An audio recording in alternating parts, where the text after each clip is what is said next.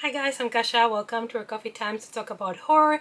And today I'm here to give you my May reading wrap up.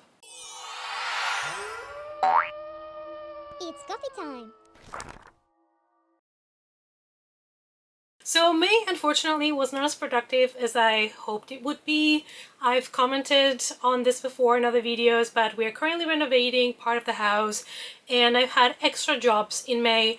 And so I was just struggling. Your girl was struggling just to get to the end of the day alive. So basically I didn't get to read everything that I wanted, but I did manage to read 7 books, which I'm very happy about. Some of them, or at least one of them, is quite chunky, so I was really happy that I was able to do that considering everything that was going on. So I'm here to talk to you about the 7 books that I did manage to read during the month of May. Also, there is a theme going on here, right? Halloween, because summer here is just not happening this year. And yes, I'm always complaining about it because listen, I love, fall and winter more than summer, but I still want my 2-3 months of summer every year, just for a change, because the Netherlands is just rain and gray. So I just want those couple of months of sunshine, right? And I'm not getting them this year, which I'm gonna ask for a refund. So I'm kind of already in the mood for Halloween at this point because the weather is just Halloween weather.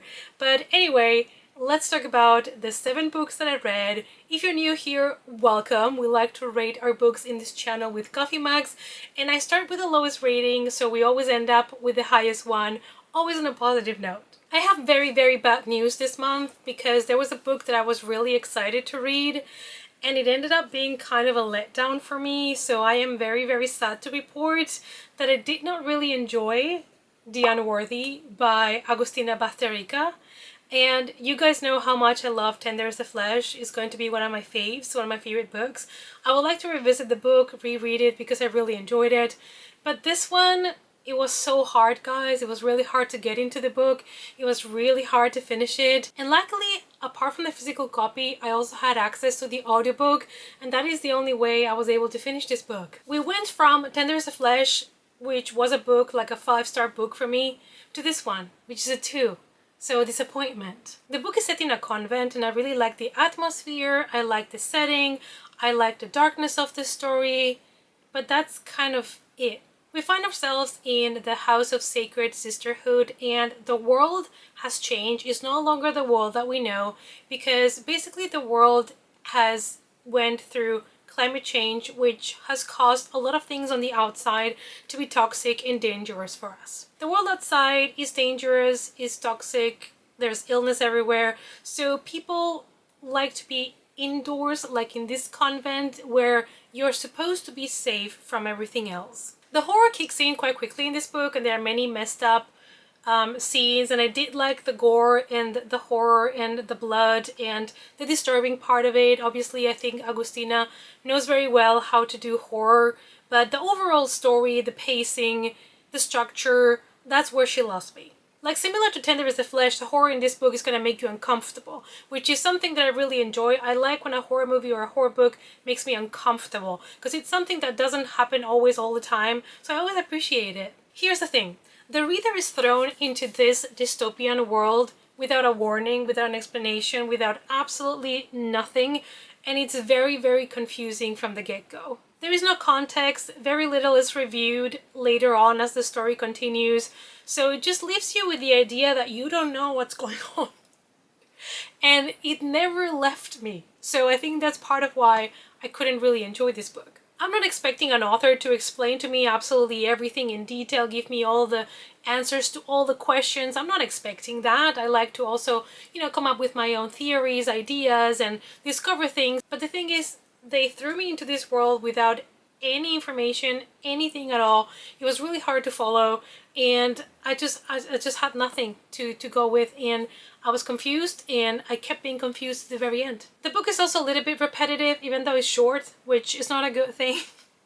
So something happens at the end, but that couldn't even save it for me. So I don't want to be too harsh because, like I said, I really enjoy the authors of the book, but this one it was so sad for me to read and realize that it was not it.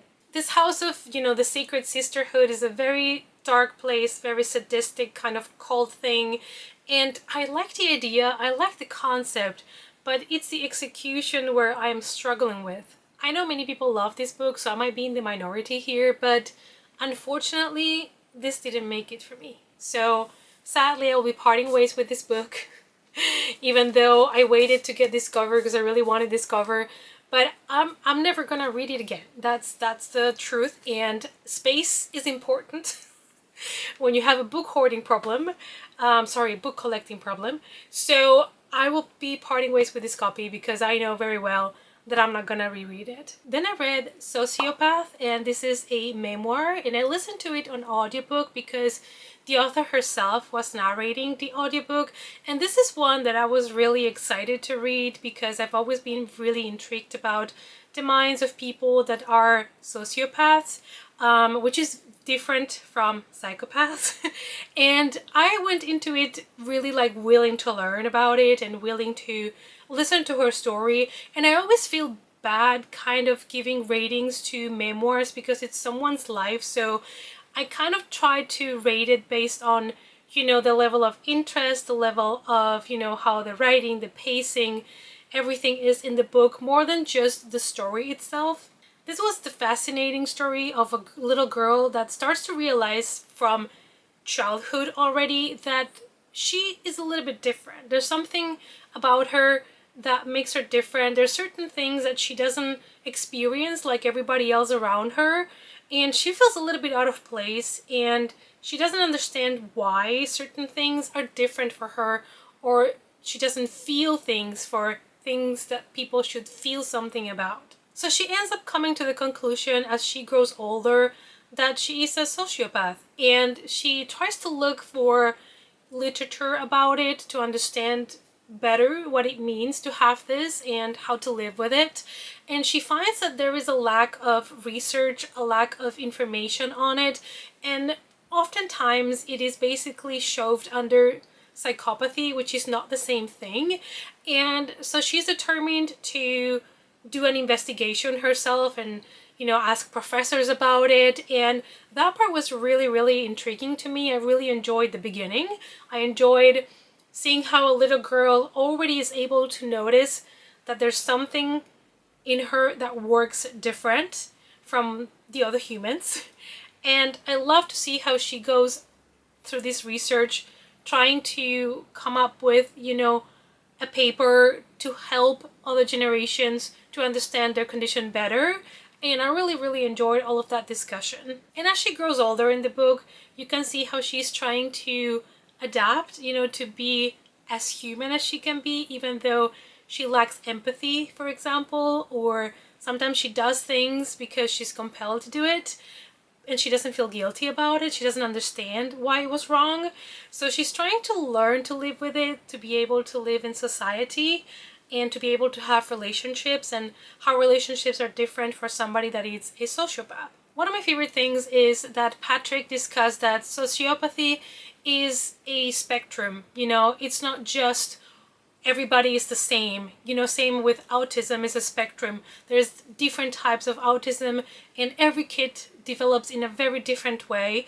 And so I really love that conversation because it kind of makes sense that not everybody would have the same symptoms or be at the same level, you know. Just because you're a sociopath doesn't mean that you and somebody else that is a sociopath are going to be at the same level of things. I think it also takes a lot of courage to share everything that she shares in this book, because there's many things there that you wouldn't like other people to know. But again, being a sociopath, I don't think she cares because she explains very well that she's done things that for her, you know, it's something that she needed to do, and she doesn't really see it as something that is wrong.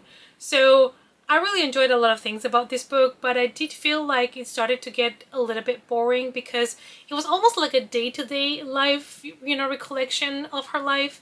And even though that's kind of what a memoir is, I felt like it was missing something to keep it engaging and interesting after we had passed the halfway mark. I kind of wish we would have had a little bit more of the science part, you know, kind of a little bit more of the research part about sociopathy and all of that, because that was one of my favorite things, and it was only addressed in a couple of chapters. Then I read my first Maureen Johnson book. I read Death at Morning House, and I decided to start with this one because it is a standalone, and I also currently do not have the copies of the Truly Debut series, so I was like, you know what, I already have this one. I originally wanted to start with the Truly Debut series, but this is probably a good introduction to the author to see, you know, if we vibe, you know, when it comes to the writing style, the mystery and all of that. And yeah, I just wanted to read it. I really enjoyed this cover as well, so I gave it a go and I enjoyed it. Marlo wanted to impress her date, and she decided to take her to this beautiful house that she's house sitting, and she wants to set up the mood. She lights up a candle and burns the place down. So sadly the date didn't end up that well, and after that she has trouble to find another job. Now, don't worry, this is not a spoiler, it's in the synopsis and it's the first chapter. Finally she gets a job offer that sounds very promising, and that is to work at the Morning House for a summer, and all she has to do is help with the tourist groups that come to tour the house. And this specific house, it's like a big manor that it's in the middle of an island, and the island is just surrounded by water. Obviously it's an island, and it is incommunicated with the coast, so they're just left there by themselves. Side note, if you see my eye getting red, it's because there's a cat here somewhere and I cannot get it out.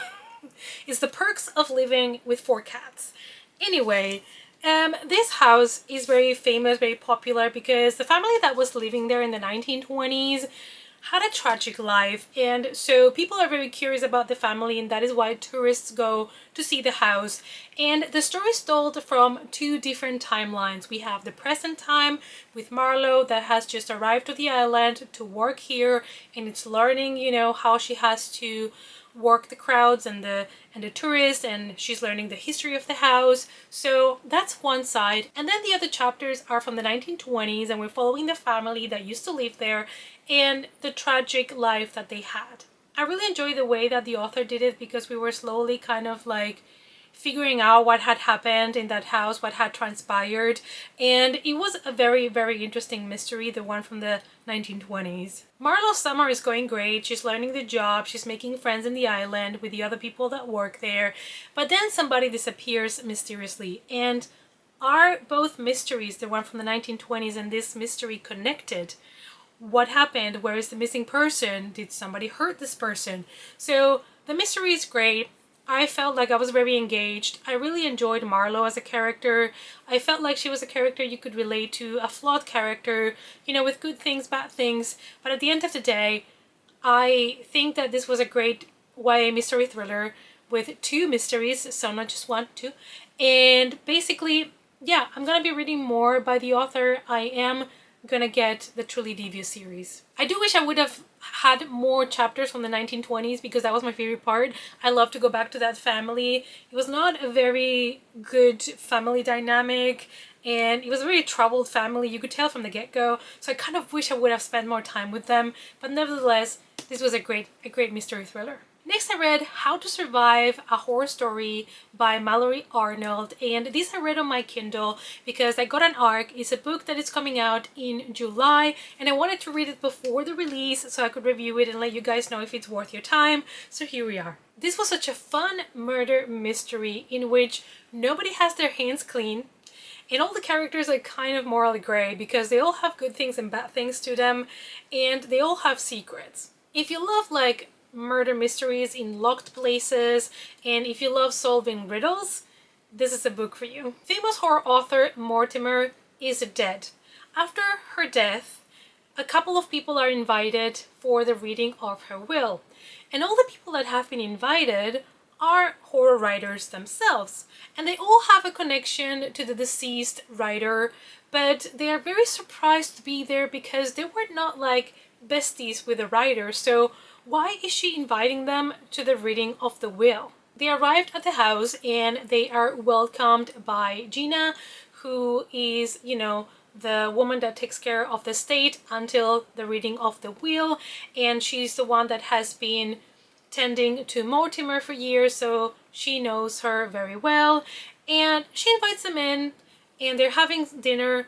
The will is finally read, And basically the will says they have to play a game in order to win the state. They are going to play a game in which they go to a room, they solve a riddle, they go to the next room, they solve a riddle, and if they don't solve the riddle, somebody dies. And so whoever makes it to the very end, to the last room, is the person that is going to get the state. They thought it was just a silly game. They thought, oh, the author is messing with us because horror authors, black humor, whatever. But no, it actually ends up being a game of survival in the end. Now the story is told from the perspective of all the different characters, like everybody that has been invited to the reading of the will, which I thought was very, very interesting.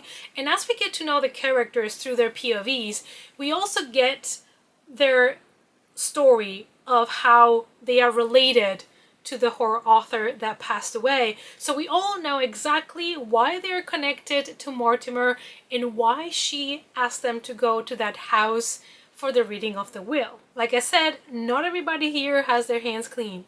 This was such a good locked kind of room mystery because everybody's locked in a manor. They are unable to leave as soon as the game starts. They're trapped there and they have to play to the very end. They have to keep solving the riddles to stay alive.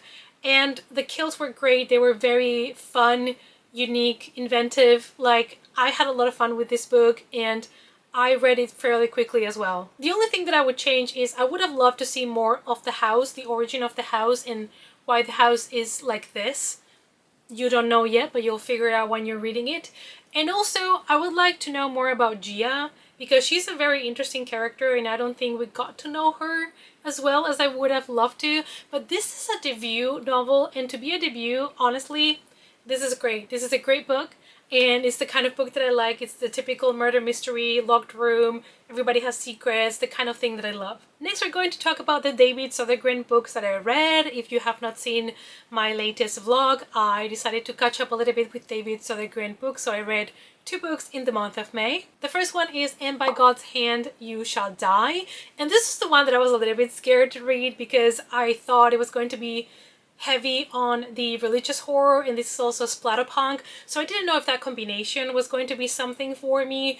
But David Sodergren, he never disappoints. He never disappoints. Years ago, a church burned down, and then basically in the ashes where the church once was, they've built a new building, and that is now a whorehouse. So we have people protesting outside because they are against of this whorehouse. They are harassing the workers when they get in, which makes me question, why don't you harass the men that go in? That's keeping them in business? Because these women are just trying to get to the end of the month. They're trying to pay for their house, for the kids, for their studies. So what about the men that go to these whorehouses? Why are we not shaming them? I mean, I have nothing against whorehouses, people that go there, people that work there, but I'm just saying if you're going to protest in front of the building, you should at least be fair and, harass everybody, Our main character is Candy, who is one of those workers that is going to the whorehouse to work, but she's almost done with that work because she's only been doing it to be able to pay for her college, and she's almost done with it, so I was really rooting for her. And Candy is a character that is so different from me because our lives are nothing alike, but I could relate to her so hard. Like, I could feel what she was feeling, I could see her point of view, I can understand her. I was scared for her life, and that's how you know that you have a good writer, when you have a character that is so polar opposite from you, but you can relate to them so hard because there's always the basic human emotions that you can relate to even though your lives are so different. Now, Candy goes to work one day expecting things to be as usual, client after client, getting paid, go home, but there is a client that comes that day that is going to change things for everybody.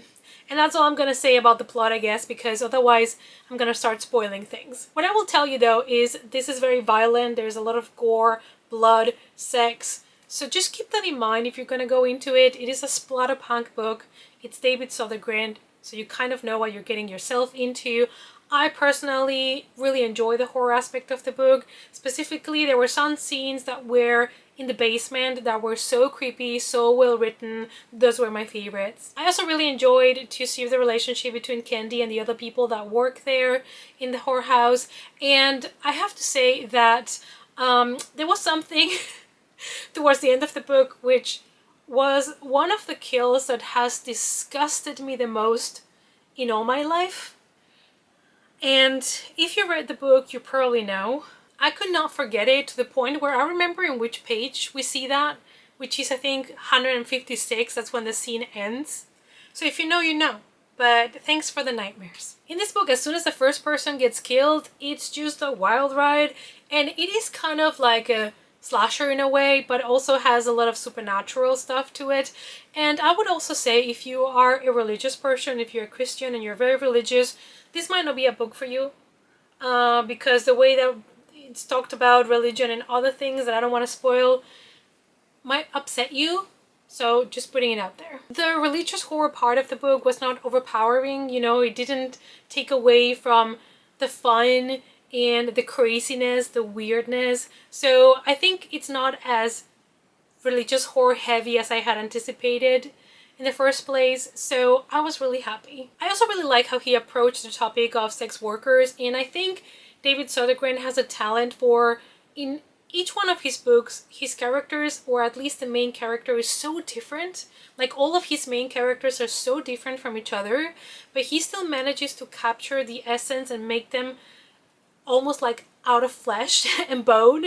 It's just crazy to me, and that's part of why I really enjoy his books, because they are very immersive to me. The other one that I read is Night Shoot, and this one I was expecting to love because it is obviously about a film crew doing a horror movie. Specifically, we follow desperate student filmmakers that have a deadline to complete their project, and that is a horror movie, and they are running out of time and out of resources to finish this project. So they decide to ask the family for help, and one of the guys, the director, has a family member that has a beautiful manor, and it's Crawford Manor, and they decide to go there for one day.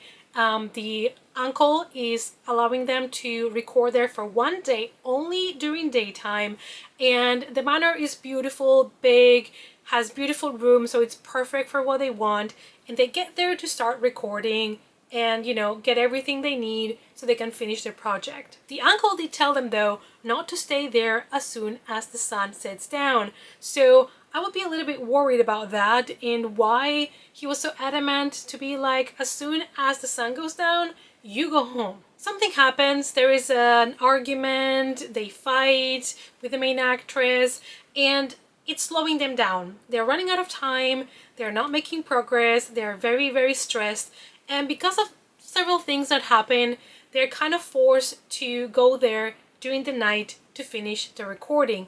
So they decide to ignore what the uncle said and go there, stay the whole night, and record the movie. However, we all know that they are not all gonna make it out alive. The characters are very well developed in this book, and let me tell you, this is one of those books where you are probably going to hate all male characters in the book. Not to say that all men are bad. I mean, have you seen Pedro Pascal? Excuse me.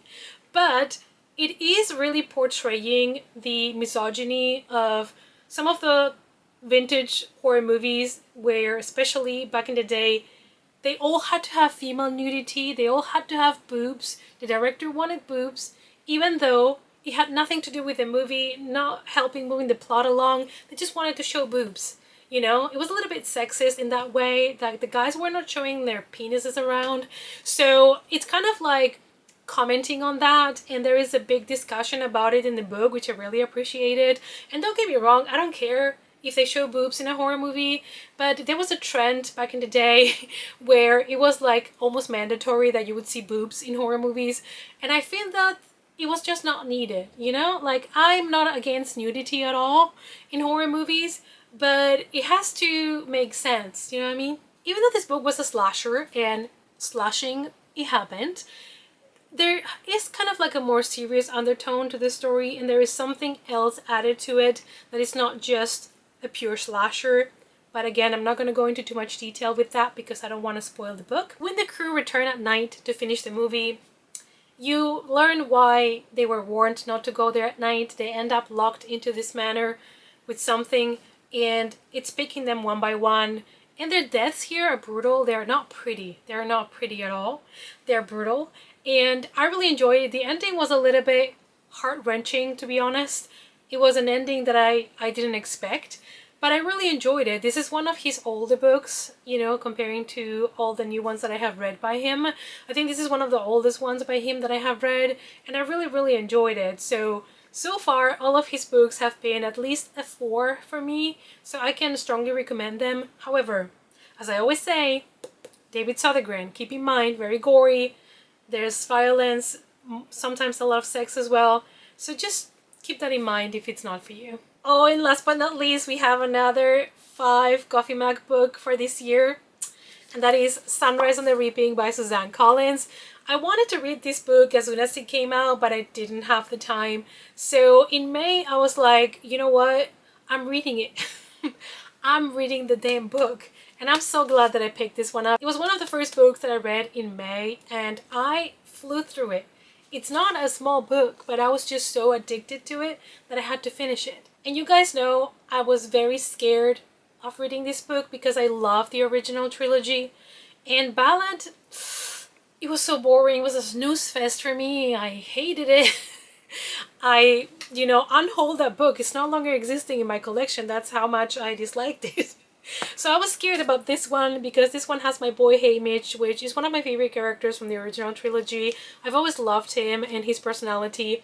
So I was a little bit scared to see what the author was going to do with it, but I was pleasantly surprised because this book is 10 out of 10. This is a story of Haymitch, who lives in District 12, and he has to navigate the 50th Hunger Games, which is also a quarterquell, which means there is double the tributes from every district. So in the end you have 48 different tributes, which insanity. So Haymitch is sent as a tribute from District 12, and he's being basically torn away from his family and the love of his life, and that is very sad and traumatic. And he's being sent to the Hunger Games, and this was so interesting to see because obviously this is before Katniss, so you get to see how the games worked already before that, and you get a little bit more of the inside of the behind the scenes of the games as well. And I really, really loved to follow Haymitch's story.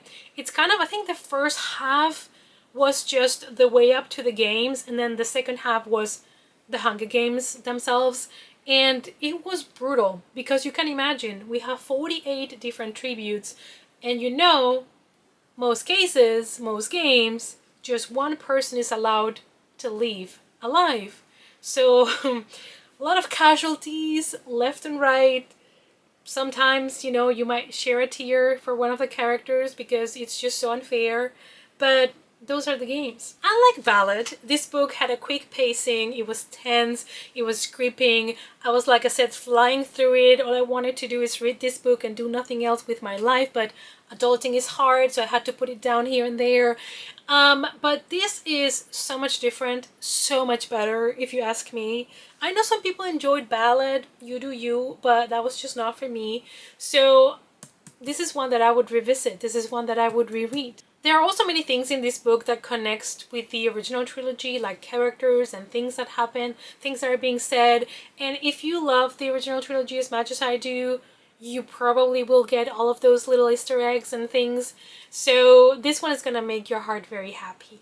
But also it's a roller coaster of emotions, and you're going to need a tissue box. The book offers many interesting characters. You have characters that you already know, at least that you already saw in the original trilogy, but there are also the 48 tributes, and it is hard when you have so many tributes and you are in the games to kind of, talk about everybody or almost everybody and their journey. But I think the author did a really good job, like from the interviews with the tributes to their way to the games, like to already kind of establish connection between the characters so that you would understand who was who a little bit better. I think she did a great job, and it was very easy to follow. In my opinion, this book does measure up with the original trilogy, and as a prequel, I would read this one in the original trilogy over and over again.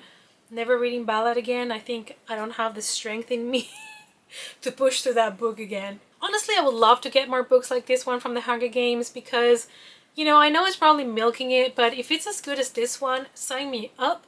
However, I would wonder how a book would be about another tribute that is not part of District 12. If we would get to see something different, somebody that lives somewhere else, so I could also see how that district works and how different it is, you know, to live in another district, because mostly we are spending time in District 12. So I would like to see that. But again, great book. If you love the original Hunger Games, this is a book you must get. So you guys, those were the 7 books that I managed to read in the month of May. And I only had like one big disappointment, which was The Unworthy. Yes, Sociopath was also not a favorite, and I kind of hoped that I would enjoy it more. However, it's a memoir, so it's a little bit like, you know, neither here nor there. But the rest were books that I really, really enjoyed, so I'm gonna count it as a win. Especially, I'm gonna count as a win that Sunrise on the Reaping was as good as I had hoped. So let me know down below which is the favorite thing that you read in the month of May. Let me know if you read Sunrise on the Reaping, if you enjoyed it as much as I did. Let's talk about it in the comments down below. Thank you guys as always so much for watching, and I hope to see you all in the next coffee time. Bye!